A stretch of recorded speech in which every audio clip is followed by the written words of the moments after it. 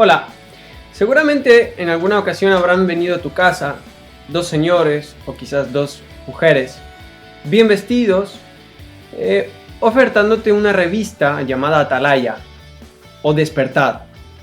Seguramente te habrás preguntado ¿quiénes son? Pues mira, ellos se llaman testigos cristianos de Jehová. Pero ¿qué dice la Biblia acerca de sus doctrinas, acerca de sus enseñanzas, acerca de lo que ellos piensan? ¿Qué dice realmente la Biblia? ¿Son ellos cristianos? Así que vamos a responder algunas preguntas acerca de los tal llamados testigos de Jehová. Los testigos de Jehová por lo general son personas muy enérgicas y sinceras que trabajan arduamente por la propagación de sus doctrinas o sus teorías. Pero a pesar de eso, el trabajo duro y la sinceridad no sirven de nada si no están basados en Jesucristo. Romanos 10, 3 y 4 dice: porque ignorando la justicia de Dios y procurando establecer la suya propia, no se han sujetado a la justicia de Dios, porque el fin de la ley es Cristo, para justicia a todo aquel que cree. Cabe destacar que ellos tienen su propia traducción de la Biblia, es decir, es diferente a la Biblia católica, a la Biblia hebrea, es diferente a la Biblia que usan los evangélicos, y se llama Traducción del Nuevo Mundo a las Santas Escrituras, traducida de la versión del inglés de 1961. Vamos a comprobar las siguientes verdades bíblicas que en ocasiones son falseadas por los testigos de Jehová. Romanos 11, 33 al 36 dice: oh, profundidad de las riquezas de la sabiduría y de la ciencia de Dios, cuán insondables son sus juicios e inescrutables sus caminos, porque ¿quién entendió la mente del Señor? ¿O quién le dio a él primero para que les fuese recompensado? Porque de él y por él y para él son todas las cosas, a él sea la gloria por los siglos. Amén. En primer lugar, según Deuteronomio 6.4, que ahora leeremos, dice que hay un solo Dios verdadero. Deuteronomio 6.4 dice: oye Israel, Jehová nuestro Dios, Jehová uno es. Según Isaías 43.10, Dios nunca creó a otro Dios. Vamos a leerlo. Vosotros sois mis testigos, dice Jehová. Y este es el texto que ellos se acogen para decir que ellos son los testigos de Jehová. Vosotros sois mis testigos, dice Jehová, y mi siervo que yo escogí, para que me conozcáis y creáis y entendáis que yo mismo soy. Antes de mí no fue formado Dios, ni lo será después de mí. Algo curioso es que este pasaje dice que Dios te ha escogido como su testigo para que le conozcas y creas y entiendas que Él mismo es. ¿Sí? Tal y como Dios se presentó a Moisés: yo soy el que soy. Pero es importante hacer hincapié que es que los escogió a sus testigos para que le conozcan y le crean y entiendan quién es Él como Dios. No es para adquirir conocimiento de Dios tal y como los testigos de Jehová te lo presentan, simplemente un amor a la filosofía, a la sabiduría, no. Se trata de conocer a Dios. Un pasaje muy controversial, que es Juan 1.1, que dice: en el principio era el verbo, y se refiere a Jesucristo, y el verbo era con Dios, es decir, estaba con Dios, y el verbo era Dios. El verbo ser y estar, a veces, igual que en el inglés, viene a ser lo mismo. Es decir, Jesucristo era el verbo, y el verbo era con Dios. Existía con Dios, estaba con Dios, y el verbo era Dios. Tú puedes coger cualquier Biblia, la de los católicos, cualquier Biblia, y dirá lo mismo. Ahora, si tú coges la de ellos, va a decir que la palabra o el verbo estaba con Dios, que era el verbo, pero era un Dios, con minúscula. La palabra dice claramente que Jesucristo es Dios. Vamos a buscar otro pasaje, Juan 20:28. Juan 20:28. Entonces Tomás respondió y le dijo: Señor mío y Dios mío. Y Jesús le dijo, es decir, se refería a Jesús: Señor mío, Dios mío. Jesús le respondió: porque me has visto, Tomás, creíste. Bienaventurados los que no vieron y creyeron. O sea, Jesús no fue indignado por la respuesta de Tomás. Es más, Jesús se indigna por la incredulidad de sus discípulos. Si vamos a Marcos 16:14, dice: finalmente se apareció a los 11 mismos, estando ellos sentados a la mesa, y les reprochó su incredulidad y dureza de corazón, porque no habían creído a los que le habían visto resucitado. O sea, Jesús no se indignó por la respuesta de Tomás al llamarlo Señor o llamarlo Dios, pero sí se indignó por la incredulidad de sus propios discípulos. Hay muchos temas en la Biblia que podemos usar para darnos cuenta de que Jesús es Dios, pero hay uno que a mí me encanta, que es el tema de la adoración. Si tú coges la Biblia y la recorres desde el principio hasta el fin, verás que muchas veces las personas han visto ángeles y han visto cosas sobrenaturales, pero esos ángeles nunca se dejaron adorar por un hombre, porque siempre vas a ver que la respuesta del hombre ante la sorpresa de encontrarse con un ser sobrenatural ha sido tirarse de rodillas y adorar. Siempre los ángeles, cuando han venido de parte de Dios, han dicho: no me adores, yo soy un servidor, yo soy igual que tú, incluso soy inferior a ti. Incluso podríamos pensar que la Biblia nos da cierta autoridad sobre los ángeles, de la misma manera que la Biblia le da autoridad al creyente sobre demonios. Pero Jesús, tal y como veremos ahora en Mateo, el capítulo 28, Jesús es adorado por las personas, Jesús es adorado por sus discípulos y nunca se indigna, nunca les dice: no me adoréis, tal y como sí lo hacen otros ángeles, porque esa es otra. Los testigos de Jehová te dirán que Jesús es un ángel o un arcángel. Nunca verás en la Biblia un ángel o un arcángel o un ser creado por Dios dejarse recibir adoración. El único que recibió adoración fue Satanás, y él fue expulsado del cielo. Mira lo que dice: pero los 11 discípulos se fueron a Galilea, al monte donde Jesús les había ordenado, y cuando le vieron, le adoraron, pero algunos dudaban. Y Jesús se acercó y les habló diciendo: toda potestad me es dada en el cielo y en la tierra. Por tanto, id y haced discípulos a todas las naciones, bautizándolos en el nombre del Padre, del Hijo y del Espíritu Santo, enseñándoles que guarden todas las cosas que os he mandado, y aquí yo estoy con vosotros todos los días, hasta el fin del mundo. Bien, ven que Jesús es adorado por sus discípulos, pero él no se indigna por esa razón, pero sí se indigna por la falta de fe o por la incredulidad de sus seguidores. Vamos a Hebreos capítulo 1. Miren, este texto es tremendo. El versículo 5 de Hebreos 1 dice: porque ¿a cuál de los ángeles dijo Dios jamás: mi hijo eres tú, yo te he engendrado hoy? Y otra vez: yo seré a él padre y él será a mi hijo. O sea, Dios a ningún ángel ni ningún ser sobrenatural llama a su propio hijo.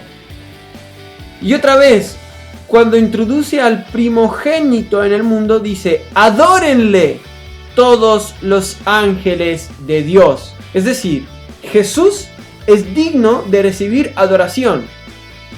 Pero si Jesús fuese un ángel o un arcángel, como lo fue Lucifer, Dios no compartiría con un ángel ni un arcángel su gloria, su adoración. Es decir, Dios es digno de adoración a causa de su gloria. Y Dios no comparte su gloria ni la adoración con ningún ángel. Y cuando Satanás quiso recibir la adoración de los ángeles del cielo, fue expulsado del cielo. Si vamos a Apocalipsis, el capítulo 5, tú puedes leer desde el versículo 6 al 12, pero yo quiero ir directamente al 12. Dice: que decían a gran voz: el cordero que fue inmolado, es decir, está hablando de Jesús, el cordero que fue inmolado es digno de tomar el poder, las riquezas, la sabiduría, la fortaleza, y miren esto, la honra, la gloria y la alabanza. Dios nunca comparte esas cosas con nadie. Solo Él es digno de alabanza, solo Él es digno de gloria, solo Él es... Pero aquí dice claramente que Jesús es digno de tomar el poder, las riquezas, la sabiduría, pero dice la honra, la gloria y la alabanza. Un principio que nos enseña la Biblia acerca de Jesús y de su naturaleza, de su persona, es que todos deben honrar al Hijo igual que al Padre. Y si vamos a Juan 5:23, vamos a ver que para que todos honren al Hijo como honran al Padre. El que no honra al Hijo no honra al Padre que le envió. Otro pasaje, Apocalipsis 5, versículos 13 y 14. Y a todo lo creado que está en el cielo, y sobre la tierra, y debajo de la tierra, y en el mar, y a todas las cosas que en ellos hay, oí decir, o sea, todo lo que está en el cielo, en la tierra, debajo de la tierra, en el mar, a todo eso lo oí decir, al que está sentado en el trono, y al Cordero, sea la alabanza, la honra, la gloria y el poder, por los siglos de los siglos. El verso 14. Los 4 seres vivientes decían, amén. Y los 24 ancianos se postraron sobre sus rostros y adoraron al que vive por los siglos de los siglos. Es decir, iguala a Jesús, el Cordero, al que está sentado en el trono, y dice que toda la creación en el cielo, en la tierra y debajo de la tierra, en el mar, toda la creación le rinde adoración, y que además seres sobrenaturales que están en el cielo se postran y adoran a este Cordero. ¿Cómo se presentó Dios ante Moisés? Éxodo 3:14. Y respondió Dios a Moisés, yo soy el que soy. Y dijo, así dirás a los hijos de Israel, yo soy, me envió a vosotros. Vamos a ver cómo Jesús se presenta. Jesús les dijo en Juan 8:58, de cierto os digo, antes que Abraham fuese, yo soy. Si tú coges el libro del apóstol Juan y lo recorres, te vas a encontrar con un montón de yo soy de Jesús. Un día podemos hacer una grabación sobre los yo soy de Jesús. Yo he encontrado un montón de veces Jesús dice de sí mismo yo soy la luz, yo soy la sal, pero los que más me gustan son que yo soy el camino, la verdad y la vida. ¿Qué quiero decir? Que si este Jesús no fuera Dios, sino que fuera un ser sobrenatural creado por Dios, pues se estaría jugando la vida, es decir, merecería algo peor que Satanás, porque Satanás nunca dijo de sí mismo yo soy. Es verdad que la Biblia dice que se disfraza de ángel de luz y que copia las cosas de Dios, pero nunca le vemos en la Biblia tomando la identidad de Dios. Sí dice de sí mismo que él quiere recibir la adoración, que él le gustaría ser como Dios, pero este Jesús parece que va más allá.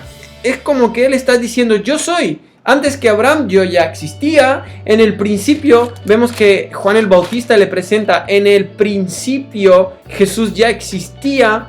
O como vimos en Juan 1:1, Jesús, la palabra de Dios, estaba en el principio. Digamos que Él es el verbo creador de Dios. O sea, Jesús, si no fuera lo que es, sería merecedor 3 veces de lo que es merecedor Satanás.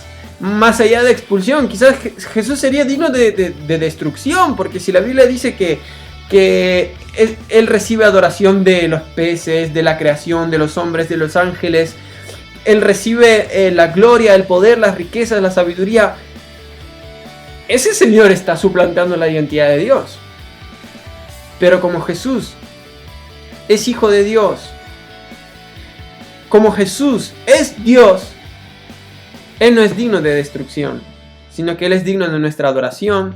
Él es digno de que nos rindamos ante Él, de que le rindamos honra, porque Él es yo soy. ¿Y por qué Dios se presenta ante Moisés como yo soy? Yo creo que Dios le está diciendo a Moisés, vais a tenerlo complicado, vais a vagar por el desierto. Yo ya se imaginaba que los israelitas iban a pegar un montón de vueltas. Por eso dice, no os he guiado por el camino más corto para que no os asustéis. Y Dios le estaba mandando un mensaje a Moisés de paz, de yo soy. ¿Pero qué soy? Yo soy lo que tú necesitas. Yo soy tu paz, yo soy tu sanidad, yo soy tu salud, yo soy provisión, yo soy tu alimento, yo soy tu protector. Todo lo que necesitas, eso significa yo soy. Hay algo más sobre Jesús. La Biblia dice que Él es el primero y el último. Y si vamos a Isaías 44:6 dice: así dice Jehová, Rey de Israel y su Redentor, Jehová de los ejércitos. Yo soy el primero y yo soy el postrero, y fuera de mí no hay Dios. ¿Verdad que en ese pasaje se nos presenta a Dios, a Jehová de los ejércitos, como el primero y el último? Bien, pues si vamos otra vez a Apocalipsis 5, 13 y 14, vamos a leerlo rápido. Y a todo lo creado que está en el cielo y sobre la tierra y debajo de la tierra y en el mar y a todas las cosas que en ellos hay, oí decir: al que está sentado en el trono y al Cordero. Es claro remarcar esto, que se refieren al Cordero. Sea la alabanza, la honra, la gloria y el poder por los siglos de los siglos. Los 4 seres vivientes decían: amén. Y los 24 ancianos se postraron sobre sus rostros y adoraron al que vive por los siglos de los siglos. Parece ser que alguien que vive por los siglos de los siglos, uno de dos: o bebe alguna poción mágica, o tal y como nos explica la Biblia que es Dios, Dios existe por su pura voluntad. O sea, Dios es sobrenatural, vive fuera del tiempo, tiene muchas características, pero sobre todo la característica que define a Dios es que Él existe porque sí, porque Él existe, porque Él tiene vida dentro de sí, porque Él es vida, Él es amor y todas esas cosas, pero sobre todo Dios es vida. Y cuando la Biblia nos habla de la vida eterna, lo que realmente la Biblia está diciendo es la vida de Dios. Cuando el apóstol Juan en sus cartas habla de vivan la vida eterna desde ahora, lo pueden leer en Primera de Juan, él está diciendo realmente vivan la vida de Dios, que es la vida eterna, que es la vida que no se apaga, que nunca deja de ser.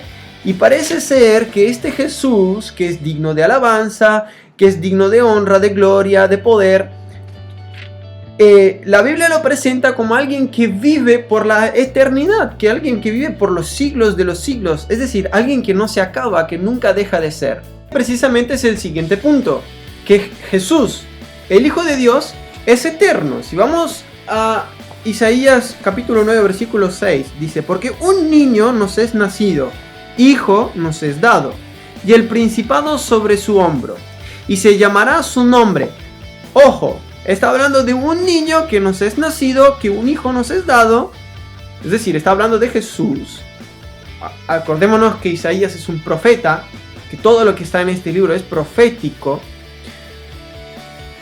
Y se llamará su nombre admirable, consejero, Dios fuerte. Ojo que no dice un Dios fuerte, dice Dios fuerte, Padre eterno, Príncipe de paz. Qué fuerte, ¿no? La Biblia dice que Jesús es admirable, es consejero. Quizás también son cosas aplicables al Espíritu Santo, nuestro consejero. Pero dice, es Dios fuerte. Es Padre. Es Padre. Y es eterno. ¿Por qué la Biblia dice que Jesús es Padre? Jesús es Padre porque Él en la cruz proveyó para todos nosotros todo lo que necesitamos: sanidad, provisión económica para el alma. Jesús es un proveedor porque Él adquiere esa naturaleza de Padre eterno. Es la misma naturaleza del Padre celestial, que es un proveedor. Él provee amor, provee justicia. Así que la Biblia dice claramente de Jesús: Dios fuerte y Padre eterno. Eterno quiere decir eterno, para siempre, fuera del tiempo. Vamos a Miqueas 5:2, veremos que dice: pero tú, Belén Efrata, pequeña para estar entre las familias de Judá, de ti me saldrá el que será Señor en Israel, y sus salidas son desde el principio, desde los días de la eternidad. A ver, la Biblia es la palabra de Dios, digamos, el mensaje de Dios para los hombres. Pero en el lenguaje de los hombres es muy complicado explicar cosas sobrenaturales. Y digamos que en nuestra mente no cabe muy bien el concepto de la eternidad, porque nosotros vivimos en una dimensión que es el tiempo. Por eso es que es un poco confuso. Dice, desde los días, desde el principio. Dios no tiene ni principio ni fin, nosotros sí. Entonces se refiere a la creación desde el principio, desde los días de la eternidad. Hace referencia al cielo. Lo que pasa es que en nuestra mente humana y finita no caben conceptos como la eternidad. O el simple hecho de explicar qué es Dios, cómo es Dios. Porque piensen en esto. Si nosotros pudiéramos explicar con facilidad la naturaleza de Dios, quién es Dios, cómo se comporta Dios, estaríamos encajando un ser sobrenatural que está más allá de nuestras capacidades, lo estaríamos encajando en nuestra mente humana y finita. Por eso es muy difícil dar expresión a conceptos que hacen referencia a hechos sobrenaturales, que están fuera de nuestra naturaleza, fuera de nuestra dimensión. Y vamos al siguiente punto, que es que el sometimiento de Jesús es una elección de Él. O sea, Él escoge someterse, Él escoge limitarse, Él se lo autoimpone. ¿Por qué decimos esto? Vamos a Filipenses capítulo 2, vamos a leer desde el versículo 5 al 8. Dice, haya pues en vosotros este sentir que hubo también en Cristo Jesús. ¿Vale? El contexto es Cristo Jesús, el cual siendo en forma de Dios, no estimó el ser igual a Dios. Punto. La Biblia dice, Dios fuerte, Padre eterno. Y aquí claramente el apóstol dice que Cristo Jesús, siendo en forma de Dios, no estimó el ser igual a Dios. ¿Igual qué quiere decir? ¿Parecido? No, igual es igual. Igual a Dios. Y que no estimó el ser igual a Dios como cosa a que aferrarse, sino que se despojó a sí mismo tomando forma de siervo. Se despojó a sí mismo. Mi pastor siempre usa esta ilustración. Se despojó. Él renunció a su naturaleza de Dios. Se despojó de sí mismo. Se despojó de su naturaleza, tomando forma de siervo. Hecho semejante a los hombres.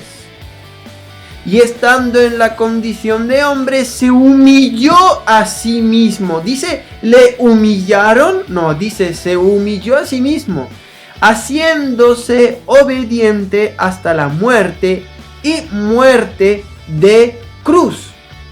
Ese es otro punto. Los testigos de Jehová enseñan que Jesús no murió en una cruz.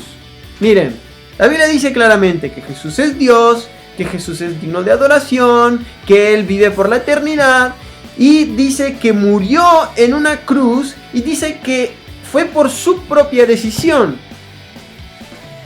Si vamos al Getsemaní, que fue el momento previo a la cruz, Jesús le dice al Padre, si es posible, no quiero pasar por esto. Pero ahí Jesús renuncia a su naturaleza. Dice, pero si hace falta lo haré. Si hay que salvar a esta creación amada, que somos nosotros, lo haré. Y Jesús renuncia. Renuncia a su bienestar, renuncia a su naturaleza y va a la cruz. Otro punto interesante es que los testigos de Jehová enseñan que el Espíritu Santo es una fuerza. ¿Qué es una fuerza? La electricidad. La electricidad es una fuerza física. Entonces ellos dicen que el Espíritu Santo es una fuerza, es la fuerza activa de Dios. A lo mejor Dios tiene una fuerza pasiva, pero el Espíritu Santo es la fuerza activa de Dios. Bien, pues la Biblia enseña claramente que el Espíritu Santo tiene una naturaleza divina, es decir, no es simplemente una fuerza. Vamos a ver cómo la Biblia nos presenta al Espíritu Santo. Y para ello nos vamos a Juan 14:26.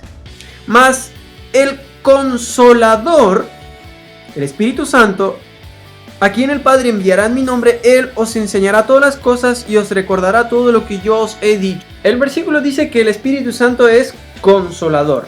Luego más adelante vamos a Juan 16, el verso 7. Jesús dice: os conviene que yo me vaya, porque si no me fuera el consolador, que ya vimos anteriormente, no vendría a vosotros, mas si me fuere, os lo enviaré. Y cuando Él venga, cuando el Espíritu Santo venga, al mundo convencerá de pecado, de justicia y de juicio. Es decir, el Espíritu Santo es consolador, y el otro papel del Espíritu Santo es convencer al mundo de pecado y de justicia y de juicio. De pecado por cuanto no creen en mí, en Jesús. De justicia por cuanto voy al Padre y no me veréis más. Y de juicio por cuanto el príncipe de este mundo ha sido ya juzgado. Aún tengo muchas cosas que deciros, pero ahora no las podéis sobrellevar. Pero cuando venga el Espíritu de verdad, Él os guiará a toda la verdad, porque no hablará por su propia cuenta, sino que hablará por todo lo que oyere, y os hará saber todas las cosas que habrán de venir. Él me glorificará, porque tomará de lo mío y os lo hará saber. Todo lo que tiene el Padre es mío. Por eso dije que tomará de lo mío y os lo hará saber.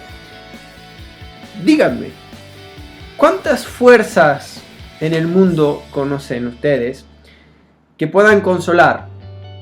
Me refiero directamente. En un día de frío, la electricidad podría calmar nuestra sensación de frío a través de un electrodoméstico. De alguna manera trae consuelo, pero se entiende, ¿no? Directamente, el Espíritu Santo es un consolador. Es como tu amigo. Cuando estás triste, cuando estás llorando, tienes el hombro de tu amigo. Una fuerza no puede consolarte. Una fuerza no puede convencer de pecado. Una persona sí, el Espíritu Santo. Pero es que además, una fuerza no puede hablar. Si dice que el Espíritu Santo hablará. Y además, no solo que hablará, sino que dice que nos guiará a la verdad y nos hará recordar todas las cosas que Jesús nos enseñó. Es decir, el Espíritu Santo nos va a enseñar la verdad, nos va a recordar la verdad, nos va a guiar a la verdad. Eso una fuerza no lo hace. La electricidad, por más que es una fuerza y por más que puede calmar la sensación de frío, o incluso en verano la sensación de calor, no nos puede consolar. No nos puede hacer sentir llenos por dentro. Que ese es el trabajo del Espíritu Santo. Tomar de Jesús, que es lo mismo que lo del Padre, y hacérnoslo llegar. Ese es el papel del Espíritu Santo. Pero es que además, si vamos a Corintios, vamos a ver que el Espíritu Santo tiene sentimientos. Capítulo 5, versículos 3 y 4. Y dijo Pedro: Ananías, ¿por qué llenó Satanás tu corazón para que mintieses al Espíritu Santo? Ojo, el contexto es el Espíritu Santo. Pedro le pregunta: ¿por qué mentiste al Espíritu Santo? Reteniendo pues la parte, ¿no?, de la que mintió. No se te quedaba a ti, o sea, si lo retienes, si te lo quedas, en vez de mentir. Lo hemos dado todo. No se te quedaba para ti. Y vendida no estaba en tu poder. Está hablando del dinero. ¿Por qué pusiste esto en tu corazón? ¿No has mentido a los hombres, sino a una fuerza activa? No, dice, sino a Dios. El contexto es el Espíritu Santo. Pedro le pregunta: ¿por qué has mentido al Espíritu Santo? Dice: no has mentido a los hombres. No has engañado a la iglesia, hombres. Has engañado al Espíritu Santo. Has engañado a Dios. Pedro dijo estas palabras de que has mentido a Dios. Dice que al oír esto, Ananías cayó y expiró. Y vino un gran temor sobre todos los que lo oyeron. ¿Sí? Es una maravilla, es una señal de que mentir a Dios no es broma. Pero hay algo curioso, que luego más adelante, en el libro de Hechos, Pedro intenta la misma táctica, pero no le funciona. Pedro, si no me equivoco, le intenta lo mismo con un brujo que le andaba molestando. Intenta decir la misma fórmula y no le funciona. Eres un mentiroso, has mentido a Dios. Y Pedro esperaba que sucediera lo mismo. Pues no. ¿Por qué? Porque esto es una señal que ocurrió con Anías y con Zafira, que deliberadamente, que mintieron a Dios. Entonces Dios quería mostrar que no se puede jugar con él. La Biblia dice, nadie se burla de Dios, nadie puede burlarse de Dios. Por esa razón, estos dos sirvieron de ejemplo. Con Dios no se juega, con el Espíritu Santo no se juega. Por eso cayeron. Pero es muy curioso, es muy gracioso, que el apóstol intenta la misma táctica y más adelante no le funciona. Porque el Espíritu Santo, porque Dios estaba mostrando algo puntual, que con Dios no se juega. ¿Os acordáis que anteriormente dije que el Espíritu Santo es una personalidad, tiene personalidad, tiene naturaleza divina? Pero ¿por qué digo que el Espíritu Santo es una persona? Es decir, que tiene sentimientos, que Él viene a hablar, a relacionarse con nosotros. Mira lo que dice Efesios 4:30. Y no contristéis al Espíritu Santo de Dios, con el cual fuisteis sellados para el día de la redención. Pregunta. ¿A cuántas fuerzas de la naturaleza podemos contristar? A ver, si jugamos con el fuego nos vamos a quemar. Si jugamos con el mar, también. Es cierto, si jugamos con la naturaleza, tiene consecuencias. Pero así como de contristar y de... O lo contrario, o que esté alegre. Yo creo que no. La luz, está alegre, la luz, está triste. Es una, no sé, es una energía, ¿está triste la luz? La Biblia dice que el Espíritu Santo lo podemos contristar. El Espíritu Santo tiene sentimientos. Un punto más, la unidad de Dios. Si vamos a Génesis 1, 26 y 27 dice, entonces dijo Dios, hagamos. Está en plural. Dijo Dios. No dice, y le dijo Dios a los ángeles. No, dice, dijo Dios, hagamos al hombre, a nuestra, en plural.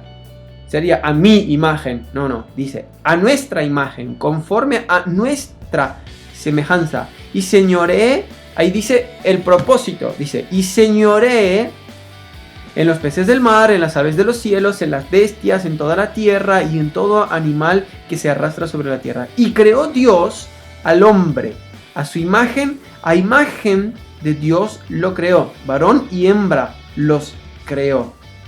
Y los bendijo y les dijo, fructificad, multiplicados, llenad la tierra, sojuzgadla y señoread. No dice señoread unos sobre otros. Dice señoread en los peces del mar, en las aves de los cielos y en todas las bestias que se mueven sobre la tierra. Pero aquí está el principio. Dios dijo, hagamos nuestra imagen, nuestra semejanza. Y no se refería a los ángeles. Los ángeles no son Dios. Es decir, Dios está hablando consigo mismo. Y vamos al primer versículo. En el principio creó Dios los cielos y la tierra. Y en la tierra estaba desordenada y vacía, y las tinieblas estaban sobre la faz del abismo. Y el Espíritu de Dios, es decir, ya vemos dos actores. El primer actor es el Padre. Dice, al principio creó Dios los cielos y la tierra. El segundo actor es el Espíritu de Dios. Dice, y el Espíritu de Dios se movía sobre esa tierra que estaba desordenada, vacía y en oscuridad. Se movía sobre la faz de las aguas. Y dijo Dios. ¿Os acordáis de Juan 1:1? En el principio era el verbo era con Dios y el verbo era Dios. El verbo, la palabra. Y dijo Dios. Es decir, acaba de entrar en acción el verbo. Sea la luz. Y fue la luz. Ahora, aquí hay algo interesante. Cuando la Biblia habla de que Dios creó la luz, la tierra, cuando la Biblia dice Dios creó, está usando un verbo hebreo que quiere decir que creó de la nada. El verbo es bara, o bará, ¿no? Pero es un verbo que hace alusión a la creación de la nada.